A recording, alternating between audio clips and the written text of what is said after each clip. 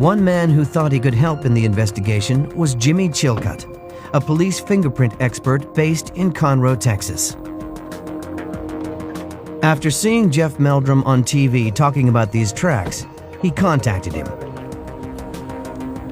As well as being an expert in human prints, Chilcutt has carried out a research project compiling a database of finger and footprints from every known primate, such as chimpanzees and gorillas.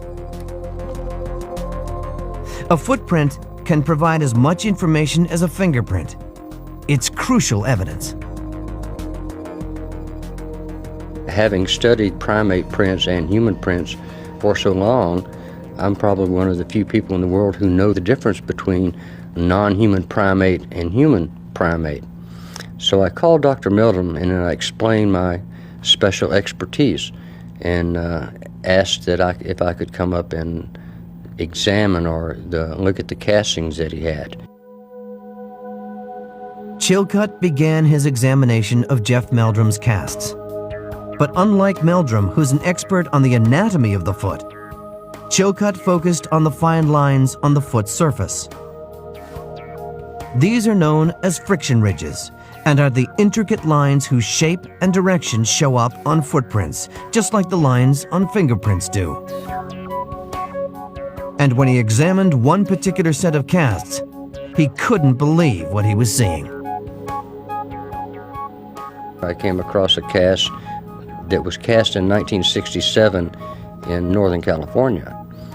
And this was approximately a 13-inch cast, but what struck me, and it struck me immediately, was the friction ridges were not human, nor were they any non-human primate that I'd ever studied.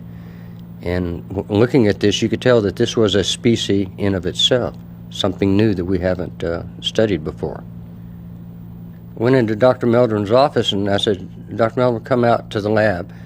Have you seen this casting? And he explained, yes, that's a Northern California cast in 1967. And I said, did you see the ridges? And he said, yes, but they didn't mean anything to us.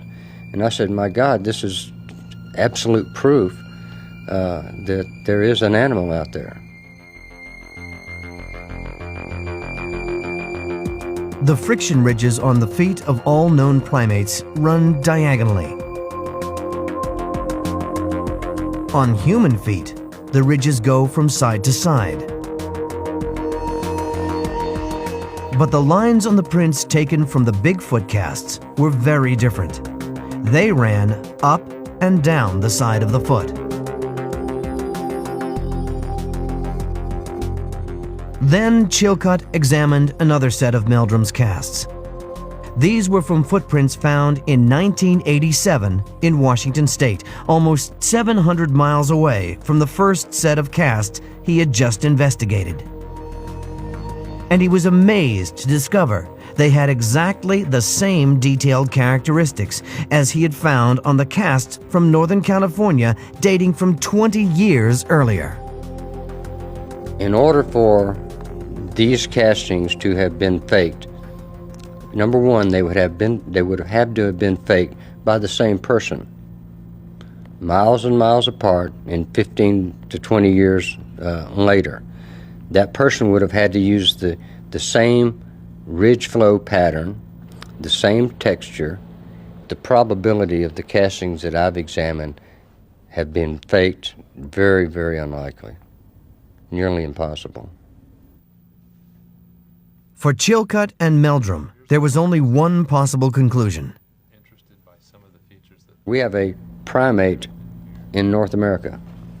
The ridge flow pattern of this animal is different from any known primate, but it is primate. The skeptics that say there is no such thing as Sasquatch, if they examined the evidence I've examined with the same technical eye that I examine it with, they could only conclude that there is an animal out there.